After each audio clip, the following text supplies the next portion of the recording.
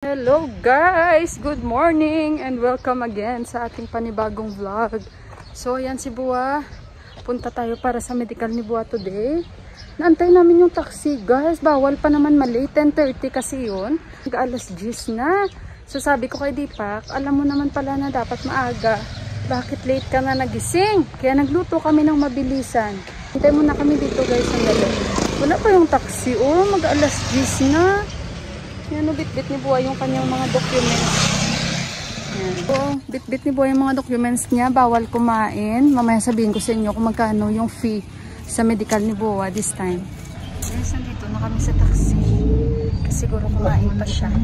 Tawa ako sa laman ng bag ko. Guys, tingnan. Ano guys? Yung bag ko. Siyempre yung ating sanitizer. Yung oil. Sanitizer. Oil, tapos syempre yung aking rosary. Ito yung rosary ko. And pamaypay. Kasi mainit dun guys. So nagdala ako pamaypay. Biscuit. Tubig. Towel. Yan yung laman ng bag ko. Ayan guys. So kasi bawal malate sabi namin. Sa alas 10 na. So yung schedule niyan is 10:30. Nakalagay talaga doon. Stricto pa naman sila. Sana guys, maging okay ito yung aming lakad. Sana hindi kami malate. So mamaya i-update ko ulit kayo kung makakuha ako doon ng video. Kukuha ako. Kasi para din naman makita ito ni Bena na babae at ng kuya ni Deepak. Kasi para ma-update din sila. At napapadala din ako sa kanila ng video kapag kami katulad niyan may mga pinaprocess. Kahit hindi sila naghihingi. So, ayun, mamaya malaman natin kung magkano yung mga charges nila and yung mga dinala talaga ni Buwa final na mga documents na kailangan. Ayun. Malapit na rin yung interview niya, no? October 20. Tapos ilang araw na lang din. Sila ni Ama. Darating na. Ayun, guys. So, andito na kami guys. Nakakuha na kami ng token. And si Deepak nakaupo na doon. Dito kami ni Buwa. Yan.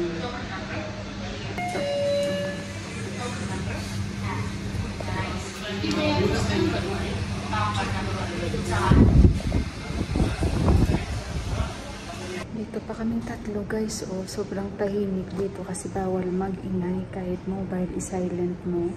Maganda dito guys yung kanilang serbisyo and maganda yung hospital nito. Sobrang linis. Parang stricto lang sila kasi kahit saan may mga kamera sila.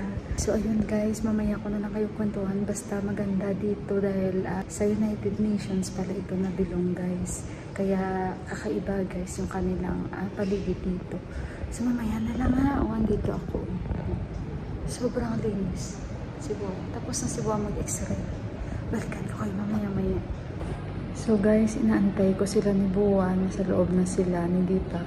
Actually, nasa loob ako pero pinalabas ako dahil physical kasi yung i-check kay Buwa. Pahuba rin siya ng mga damit niya. So, sabi ng doktor, sa labas lang ako mag-antay. Inom muna ako ng medyo warm water kasi ang lamig dito. Maganda yung service nila dito again guys. Maganda. Parang first time ko ulit na experience after ilang years. Sa totoo lang. Kahit warm water, at least may warm water. O, diba? After nito, mag-vaccine si Buwa. Wala pang kain si Buwa guys.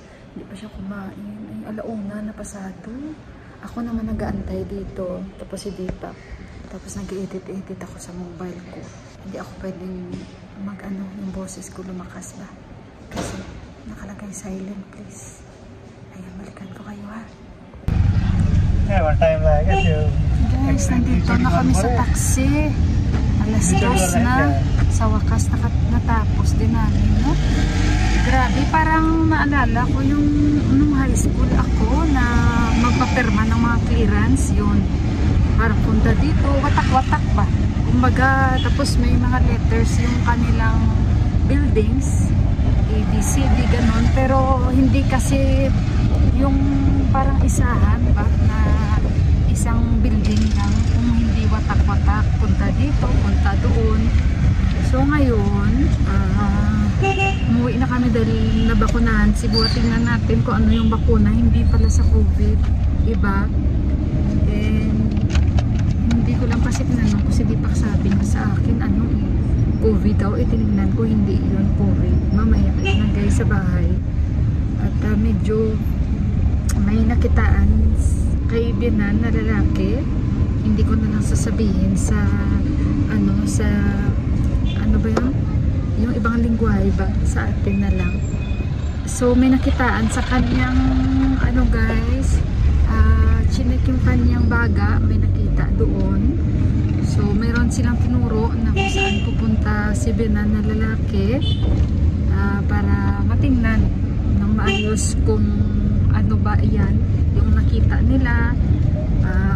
Ano lang ba yan? Mawawala lang ba yan? O parang ilang buwan pa dapat magkaroon ng gamutan? So na medyo naawa ako kay Bianan, no? Pero hindi naman yan seryoso. So ngayon kami ay pupunta sa nirefer nila niya na hospital. At mamaya guys sabihan ko kayo ha, kasi nasa taxi ako. Kita-kits na lang tayo sa bahay. Guys, nandito na ako sa kusina, nandito na kami sa bahay. So na dumating kami, syempre si Bua gutom, binigyan ko agad siya ng rice at yung mga curry na natira kanina kasi kami na hindi pa kumain na kami kaninang umaga. Kasi since medical si Bua, kailangan niya mag-fasting kasi nakasulat talaga. So ayun, so na dumating kami, binigyan ko siya agad ng kanin and ayun, si Deepak nagpapahinga. Ako naman, after ko siyang binigyan, magilamos na ako at nagbihis. So ngayon, ayan, gumawa ako ng cheese sandwich dahil nagutom na rin ako. Nagtimpla ako ng insure ko na gatas. Ayun. So sasabihin ko sa inyo guys kung ano ang nangyari sa medical ni Bua at hindi namin natapos today. Yung complete ba? Yung ano ni Bua, x-ray niya. May nakitaan sa kanya, merong spot ang x-ray niya. Pero hindi pa yun confirm kung ano yung spot na yun. So the day after tomorrow, ni-refer siya sa isang doktor doon din. Ite-test si Bua sa TB, uubuhin siya doon. I-check ba kasi nga, titingnan kung ano ba yung spot na nakita, TB ba yun or ano. Hindi pa naman na-confirm. Basta doon siya itinuro. The rest, okay yung mga test ni Bua except lang doon guys, doon siya bumagsak. TB or sa x-ray na yun guys. Hindi pa siya nakaproceed, mayroon pang pending. Pero nabakunahan na si Bua. Yung bakuna niya pala sa taas, papakita ko sa inyo. Tapusin ko lang muna ito. And sasabihin ko sa inyo kung magkano ang binayad namin sa kanyang medical. Pero nagtataka kami, bakit nagkaroon siya niyan? Kasi nag-check up naman si Bua eh. Tapos nag-x-ray yan, wala siya. Pero this time, ewan ko bakit mayroon. Sana wag naman TB guys, wag naman. Dahil alam nyo ba, may ticket na si Bua guys. Kasi kung ano man, kailangan niya mag-undergo sa gamutan. Sana wag naman. Si Deepak medyo stress siya. Kaya ayun. Hindi namin to expect. Alam nyo, nung narinig ko kanina yan, naawa ako. Naawa ako sa kay Bua. Kasi napakasipag ni Bua guys. Hindi man niya umuubos si Bua. Hindi man niya nanigarilyo. Tama ba? Kasi sigarilyo yung nakukuha o ano? Hindi na nanigarilyo si Bua guys. Kaya kanina, sinabihan ako ng Deepak. Tingnan ko si Bua, sabi ko, naawa ako kay Bianan na lalaki ba. At alam nyo, kanina, nung nasa counter sila, si Deepak kasi yung nag-i-interpret ba? Yung hindi interpret, kasi may delay ano si Bua eh. Delay yung kanyang pananalita at pag-iintindi. So si Deepak yung nagde-deliver sa kanya para clear. So parang natulo lang luha ako kanina, nakita ko si Deepak na pinupunasan niya yung mukha ng tatay niya. Kasi nga, bago ka mag-medical, sa counter mag-register tapos pipicturan ka ng machine. Yun. So inaayusan yung tatay niya. Diba? Sana lahat ng mga anak ganyan. Lahat ng mga anak na lalaki, I mean. Kasi alam ko naman na mga babae mapagmahal sa magulang. So bihira yung mga lalaking anak talaga na mapagmahal sa magulang, ano? So, ang kuya tumatawag kay Deepak. Nag-uusap sila dahil in-update agad siya ni Deepak sa nangyari today sa aming pagpamedical kay Bianan na lalaki. inform na siya ni Deepak na ganun nga, the day after tomorrow by Sunday, kailangan si Buwa ipatest doon dahil may nakita nga sa kanyang x-ray. So hindi pa yun na-confirm kung TB, pero nirefer lang siya sa doktor na TB guys. At ititest nga doon siya. Although hindi naman ganun ka-serious kasi magagamot naman yan at may gamot naman yan. Pero kasi nga may ticket na si Buwa. So, inaayos na lang ng kuya ngayon habang maaga pa, habang hindi pa matagal, para ma-arrange nila yung tamang petsa. Kung makakasama ba talaga si Buwa sa kanila, malalaman natin yon or hindi. So, mas okay na yon. At least, nag-prepare sila kasi alam niyo naman na hindi nyo na pwedeng ma-cancel ang ticket or pwede nyo na lang siya mapalitan yung date kung tama ako. Yun ang pagkakaalam ko. Tingnan na lang natin guys, i-update ko na lang kayo sa mga susunod na vlogs dahil medyo hindi ko pa talaga ma-confirm kung ano yung final na maging decision dahil parang ang daming mangyayari na katulad sa ngayon na hindi expect ang sitwasyon na maging ganito. And si Deepak medyo stress siya pero hindi natin to hiniling na mangyari. And kahit si Buwa siya na surprise na may ganun na nakita. And ayun, hindi ko pa talaga alam kung ano, i-update ko na lang kayo. And praying na sana hindi ganun kalala and maging okay si Buwa. So ayun guys, I hope na and pray ulit na mag-okay ito and sa check-up ni Buwa na maano lang sa gamot na madala lang ba. At kung ano man, pero at least pwede siyang gamutin, curable siya. And kung ano man guys, and nag-expect ako and nag-hope ako ng mga positive. So malalaman na lang natin yan, update ko kayo sa susunod ng mga vlogs.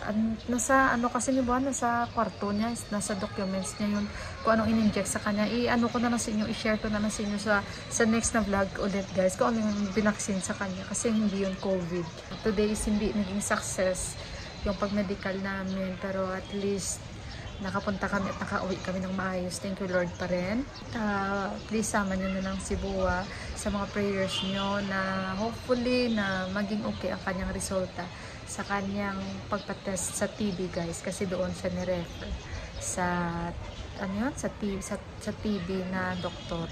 So tingnan na lang natin and hoping for positive ulit. And hanggang dito na lang yung vlog ko. Medyo pagod today. And ayun, I love you all and thank you so much. God bless us all and good night guys. Ingat kayong lahat.